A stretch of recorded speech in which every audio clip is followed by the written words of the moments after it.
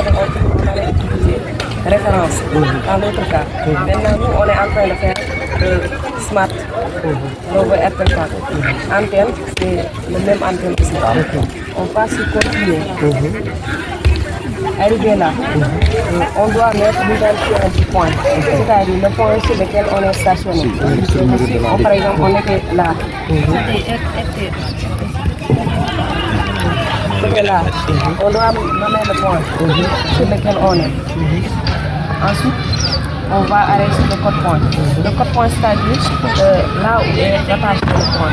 Puisqu'on est sur la route, donc on doit rattacher tous les points qui sont sur la route et les rattacher au code point.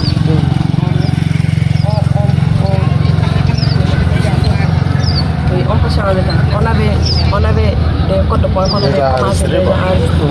Donc, si on est en RT, on prend, on nomme par exemple RT1. On enregistre dans le code point RT que nous avons déjà créé. Ensuite, on fait brûler la boule. Ça nous permet de mieux ajuster le truc. Oui, on fait brûler la boule et on occupe. Si on occupe, ça va s'enregistrer directement dans le document. C'est ça qu'on a fait, on a commencé à relever quelques points. Vous avez relevé au total combien de points? Minimum, on a, sur le domaine de la route, on a la septième extrémité. Ça, c'est la septième extrémité. Au niveau du mètre, des fois, cette extrémité.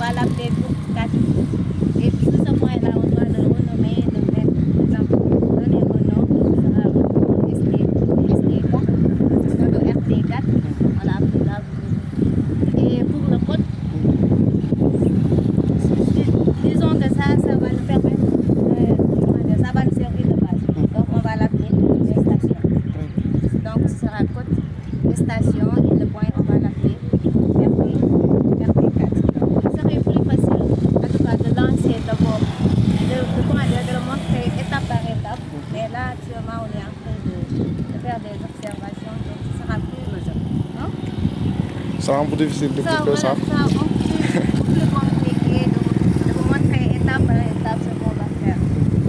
Mais le principe, c'est ça en fait. On doit chercher les coordonnées exactes de ce point. Alors pour la relever, voilà, c'est là qui va servir de base pour nous relever. Par exemple, si on a ce point-là et on a encore un autre point, c'est la station totale. On peut venir stationner ici. Et l'autre point qu'on va créer va nous servir de référence. C'est ça qui va nous permettre de faire le relevé de tout ça. Tous les autres points, en fait, tous les autres sites. Donc, en gros, c'est possible. Merci beaucoup. Donc, j'aimerais que vous nous expliquiez un peu ce que vous êtes en train de faire avec les bénéficiaires. D'accord.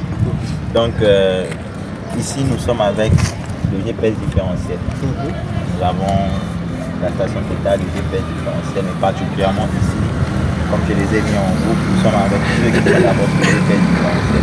Maintenant ici, qu'est-ce que nous voulons faire en quelque sorte? Nous voulons faire un levé.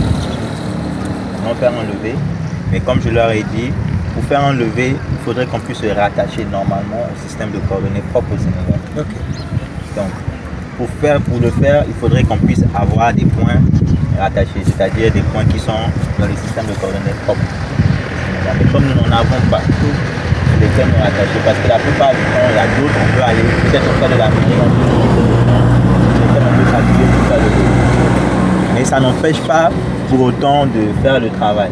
Donc ici nous avons sorti la station, c'est-à-dire le GNSS différentiel, la base, et nous sommes en train de faire quoi? Nous sommes en train d'observer un point pour pouvoir déterminer en fait ses coordonnées. Ok, c'est ça le point. Voilà, c'est le point qui est justement là, sur lequel nous avons stationné. Donc le but ici c'est de rechercher les coordonnées de ce point sur lesquels nous allons nous appuyer pour faire le travail. Parce que eux, ils sont avec le différentiel. Avec le différentiel, un seul point est nécessaire pour faire le travail. Ce qui est différent des autres avec la station totale, où il faut forcément 2 points. D'accord. Où se trouve la station? C'est la station là-bas. Voilà, c'est la station qui est ceux qui sont juste devant. Ah ok, devant l'entrée du centre. Voilà, les autres qui sont avec mobile. Ils sont divisés en 3 sous-groupes. Donc, ici, qu'est-ce que nous faisons? Nous sommes en train d'observer un point. Et nous observons en statique. Donc, on a la possibilité de faire, de pouvoir déterminer directement les coordonnées du point avec des satellites. En lui demandant de faire un calcul direct à partir des paramétrages. Il y a des options, on peut lui demander de calculer les coordonnées du point avec ce qu'on appelle l'option ici. Ici, ça veut dire qu'est-ce qu'il va faire en fonction des satellites qu'il va capter à l'instant T, il nous définira les coordonnées du point. Mais ce n'est pas un point sur lequel on peut juger sur sa précision. Parce que son temps d'observation est vraiment limité. Et comme nous voulons au maximum avoir la précision sur le point, nous sommes en train de faire une observation statique où il s'agit de faire quoi? Stationner sur un point, lancer la statique et permettre à l'appareil de faire la correction des observations. Et il y a une façon de contrôler que voilà, les éléments que nous sommes en train d'obtenir.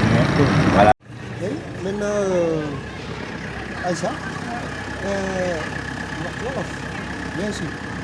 waaw léegi lan nga gisee formation topographie bi ngeen di def nii ban njëriñ la leen ci doon mais saa yi tamit nga gisee.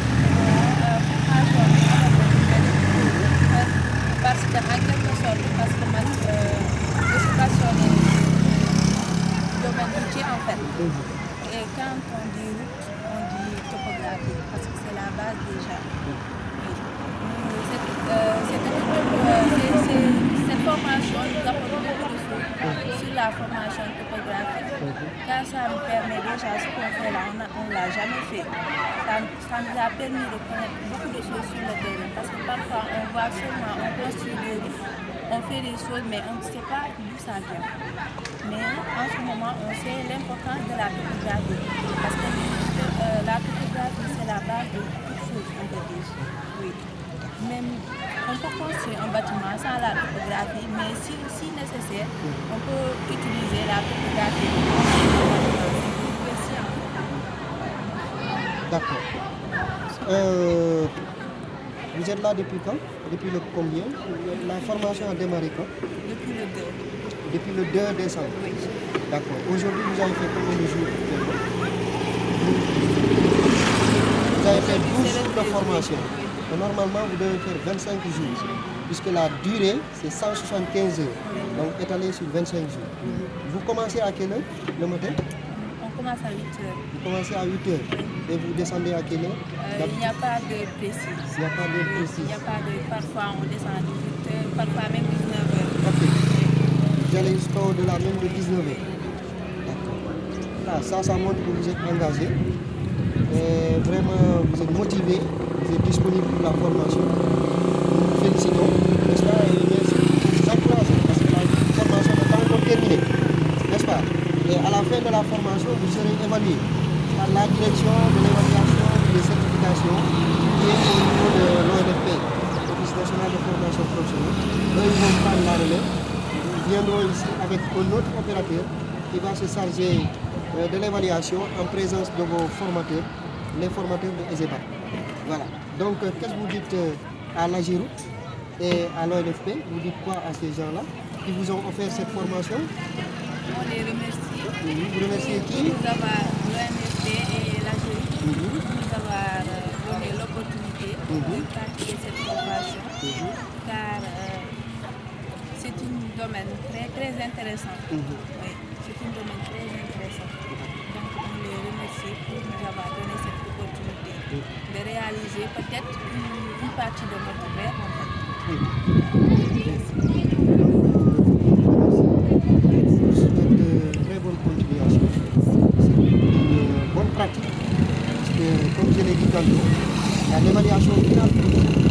Je le dirai tout de suite lorsque tout le monde se regroupera devant tout le monde. Il faudra continuer dans cette lancée. Surtout ne pas vous déconcentrer. Parce qu'on constate aussi que quand on pratique les opérations, si vous vous évadez, quand l'esprit s'évade, quelque chose peut vous échapper. Et le jour de l'évaluation, l'évaluateur peut demander quelque chose qui vous a échappé. Et ça montre que vous n'avez pas été concentré durant toute la formation. Donc il faut toujours rester concentré jusqu'à la fin, du début à la fin.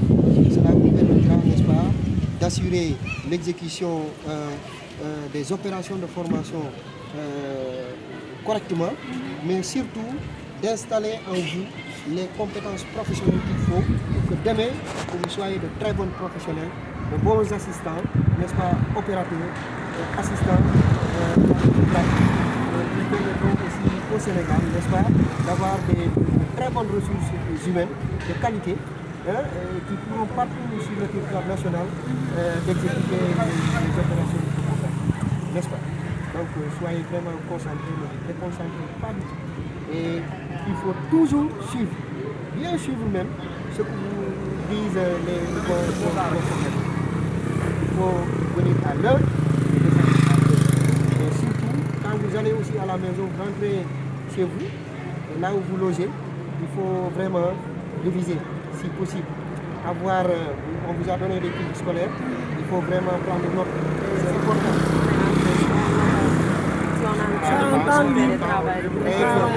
Parce que la partie théorique, c'est 20% de théorie et 80% de pratique. Donc le terrain, c'est d'aller en salle théorique. Ouais. Donc il faut toujours prendre note de ce qu'on vous dit. Et une fois que vous allez aussi au niveau de vos chambres, ouvrez, même si c'est 5 minutes, révisez, c'est important. Ça vous permet toujours d'installer les connaissances et les compétences que vous avez.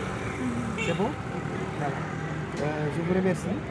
Et tout à l'heure, on va vous appeler là-bas, on sera au groupe, mais je vais vous laisser continuer. Ça va bien. On va se retrouver quelque part.